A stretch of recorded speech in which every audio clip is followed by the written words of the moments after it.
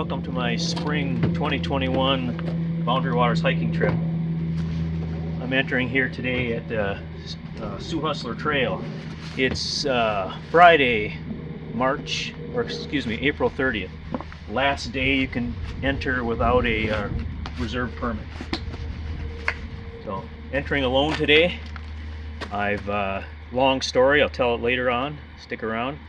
But gonna do a 4-day hike of this trail and enjoy this beautiful cool weather. Well, back to my story. The only car in the parking lot, no one around, never even saw anyone else on the Echo Trail. There was nobody in the parking lot at the Little Indian Sioux South landing, and there was nobody in the parking lot here at the Sioux Hustler Trail landing. So I got packed up, and just as I was gonna leave, a car rolled in. 3 nice guys from the cities stopped and were gonna take a short hike here. Gonna go up to Devil's Cascade and camp 1 or 2 nights. Okay, more of the story. So again, it's Friday, April 30th, the last day that you can hike without a reserve permit or camp up here in the Boundary Waters. Larry Ricker and I, aka Nibby Mox, we had planned on doing a canoe trip down Little Indian Sioux South. Been planning it for a while. It's all looking pretty good, and then Larry ran into some things that he couldn't get out of, so he had to cancel, and I really couldn't decide what to do. I was going to continue on the canoe trip. One thing I didn't have was a map of that spot, and not certain if I could get one on the way up here anywhere. I changed my plan and decided to hike. I've wanted to hike the Sioux Hustler Trail solo, so this is my chance to do it. Weather is great for 2 days here anyway, and I already had the time off work, so here I am.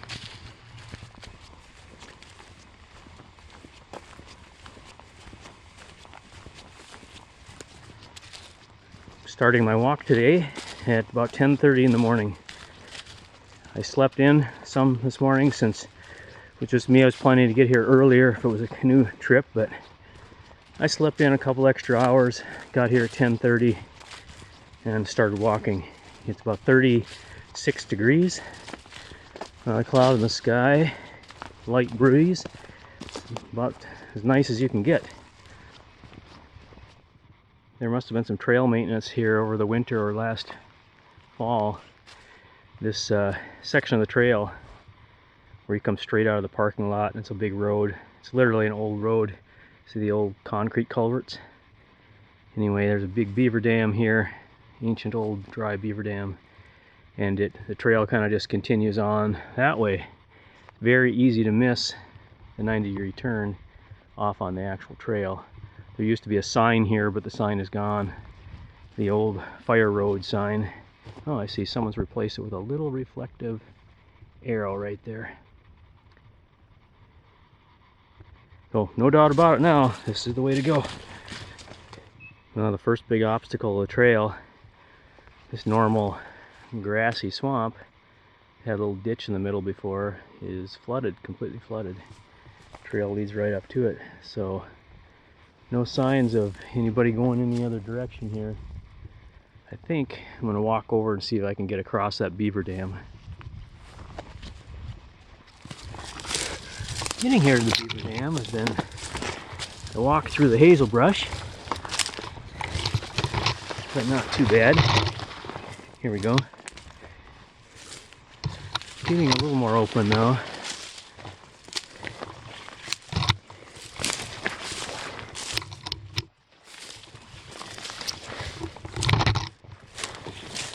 Oh, look at that. If you can see that or not. All that dirt dug out.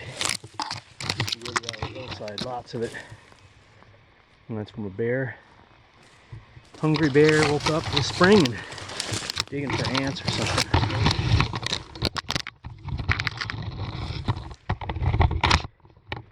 The trail normally comes out right over there goes across. So, ooh, it's gonna be close.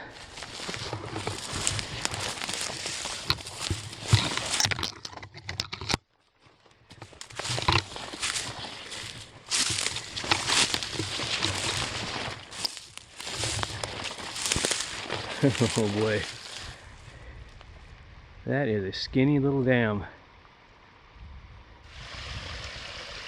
Yeah, that water's deep. They've been freshly digging here, fresh mud pile up. Yeah, that is precarious at best. Probably 10 feet deep out there, who knows. Walking across there. So in this case, I think the best thing to do is walk down this way and try to walk through the clumps and rocks and stuff. So I can still get around the dam that way. We'll see. Beaver Dam number 2. Should see if I can keep track, huh? Oh boy. Let's see. Measure this. There we go. Pretty nice path up here. Easy one.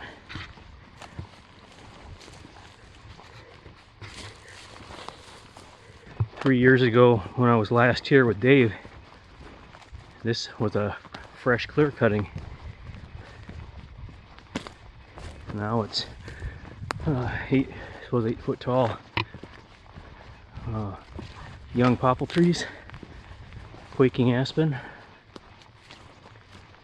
Yeah,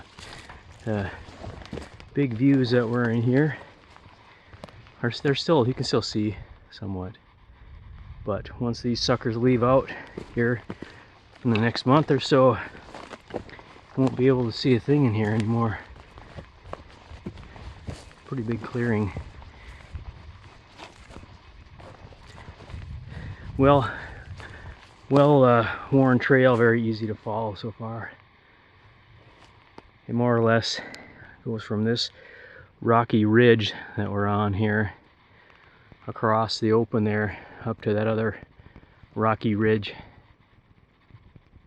Pretty nice. I must admit, one nice thing about these big openings, like from a fire or in this case a logging clear cut, sure opens up the view. See these big rocks and things in here that you normally wouldn't see.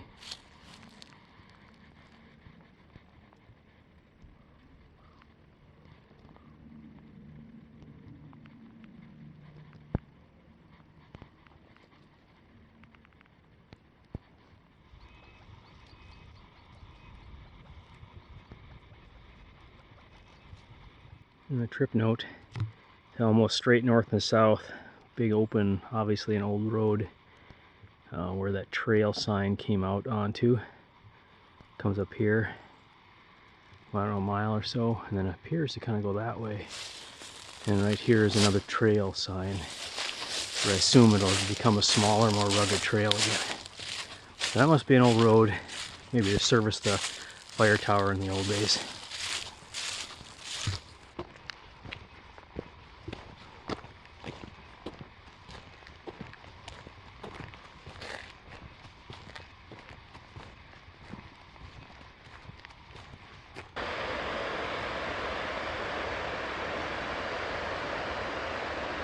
You can really hear the falls up ahead. Low drum beat kind of sound. The rapids themselves are loud, but that drum beat must mean the waterfall is really moving. Be interesting. I've never seen it this early in the year.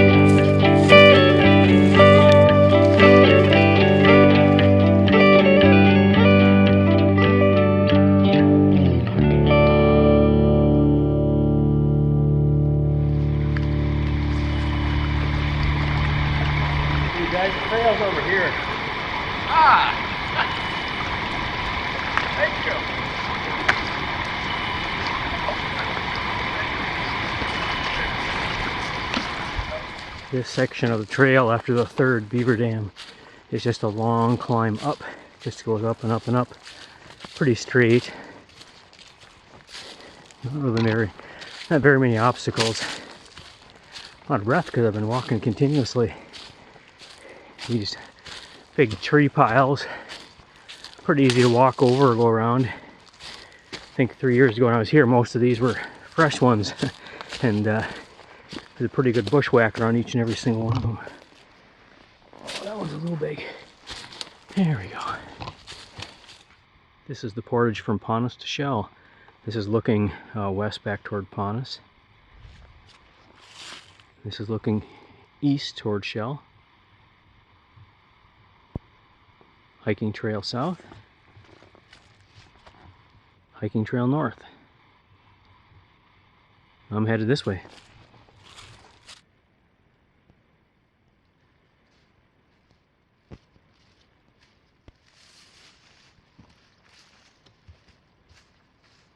I'm on the eastern fork of the loop, headed towards Shell Lake. Much smaller trail over here, obviously. Pretty easy to follow so far. Time is about 1:30, so it took about 3 hours to get here from the parking lot. And that's with a couple of pretty good breaks, a couple of smaller breaks, and a bunch of time photographing the falls and a few trail shots.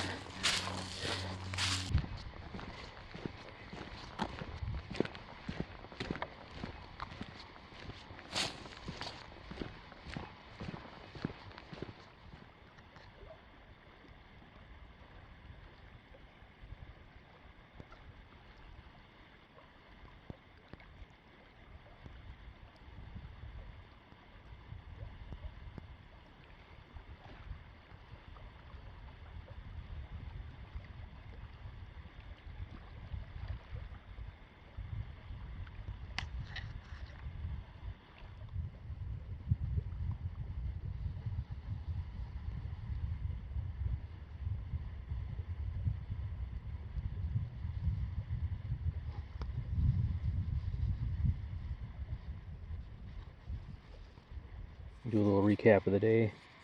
Here's the Echo Trail. Here's the parking lot. The park. Trail comes up this way and takes a left and come up this way. And hike and hike and hike. Again, keep hiking and cross the portage between Ponies and Shell. Go up this way, and I went up this direction, and I stopped at this campsite here on Shell Lake. Just stopped here to rest. My calves are hurting really bad. I don't know what's going on, but the rest of me is doing pretty good. Legs were sore, but hips were sore, but not too bad. Yeah, my plan was I wanted to get to this site right here on Shell, but because I know it's accessible from the trail, but because I've been there before, but I stopped. I got here by 2 o'clock. I sat here till about 3, and I got up and walked around, and it's not much better. Their calves are just pain, like they're in a vice. So I think I'm going to stay here. That's my current plan anyway. It's a decent site. Big, wide open site. Not my favorite one. It's just so large and open. Plenty of space to throw a football in here, but almost no tent pads whatsoever. There's a nice little spot down there to hang hammocks in the tree, but isn't a spot big enough to really put a tent there where it slopes to the lake. And the rest of it all here is sloped, mostly bare rock. There are a couple of tent pads back up there in the woods, and I think I'll go check those out. That white-tailed deer that walked into my campsite, she didn't seem to care about me at all.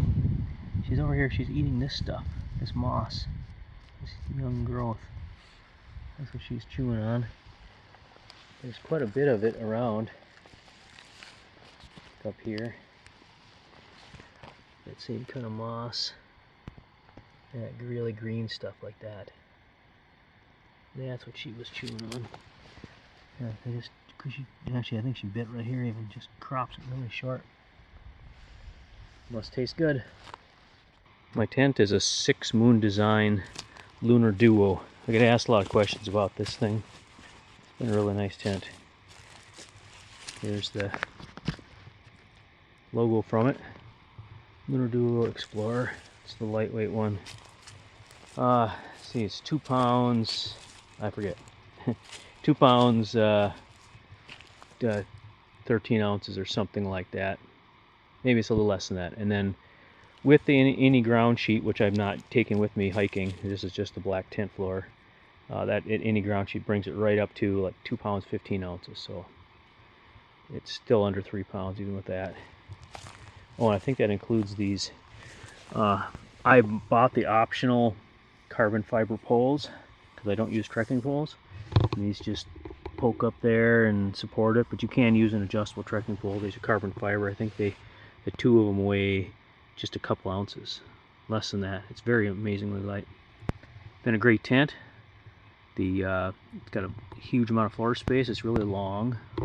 You can actually get two sleeping pads in it. I've done it before. Camped on a fairly decent canoe trip, my son and I. So just to try it out. Modifications. I've had my wife add a line up here, a couple of loops. I had her sew in a loop into the seam on each side, and then I just have a really small black piece of cordage there.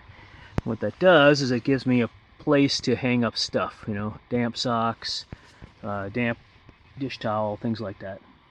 Especially if it's raining outside, it's like the only place you can hang up something damp, and it does help dry. Other modifications, I again had my wonderful wife sew in some loops here in the corners. See, this is a free floating floor.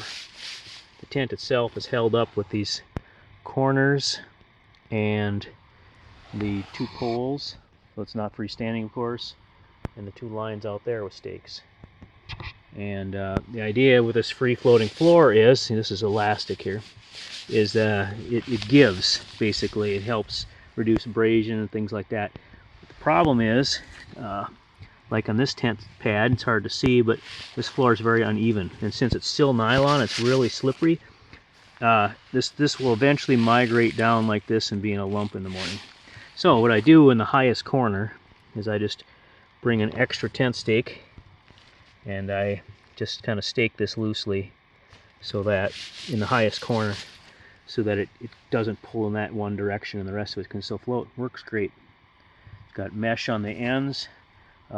These sides roll or slide up. It's got a prusik knot here. I can slide this up and make a loop out of it. I can tie back both the rainfly and the mesh screen, and it's got 2 doors, one on each side. It's just completely symmetrical. It's kind of nice having the vestibules to do things. Oh, and then this hole up here I showed you before with this cap, what that is a vent. So it does have a little bit of ventilation, works pretty good.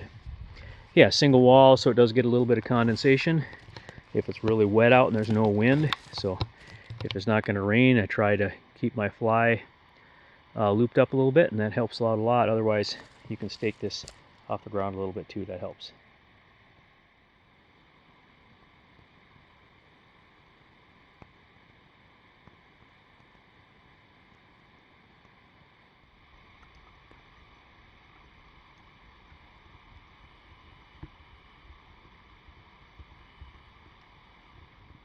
Dinner tonight is a teriyaki chicken and rice meal that I make myself.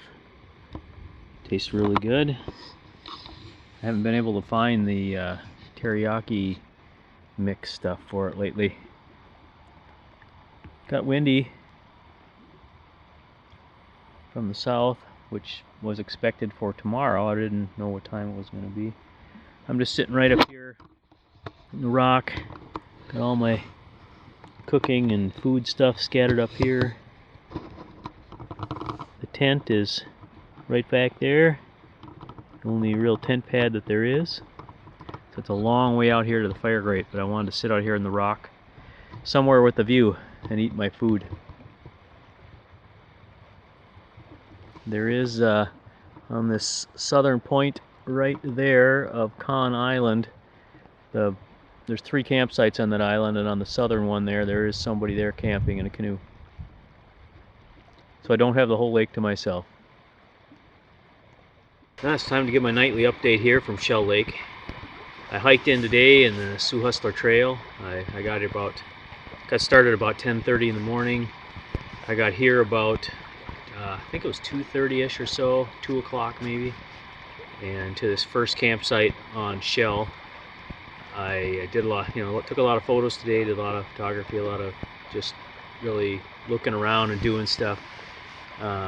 Took a little bit longer than I thought to really get over to this side of the lake.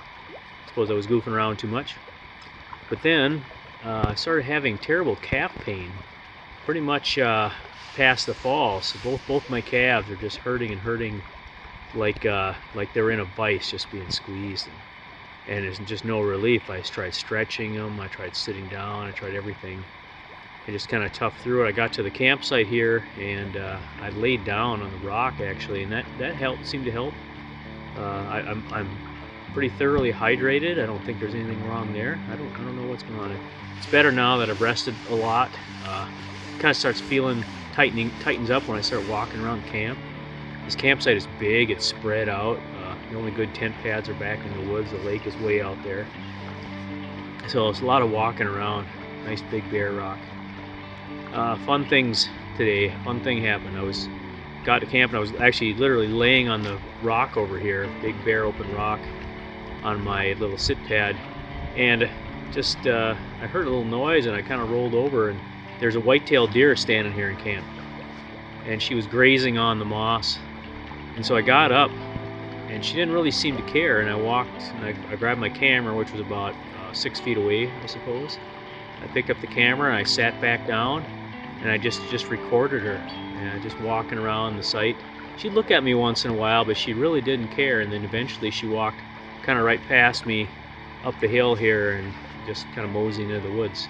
So that was fun. That was very different. So I've eaten dinner. I'm all really kind of set for the night. It's only 7 o'clock. The sunset was kind of ruined by these dark gray clouds that are all over in the west. I think there was a slight chance of rain shower tonight sometime during the night. So that was probably it. Tomorrow's supposed to be sunny. Tomorrow's supposed to be in the 70s. So I don't know what I'm going to do. I got to keep an eye on my legs tomorrow. For sure I want to keep going on the loop, and we'll just see how it goes. Thanks for watching.